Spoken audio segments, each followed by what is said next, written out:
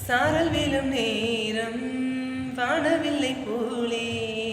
தோன்றிடும் அழகான காதல்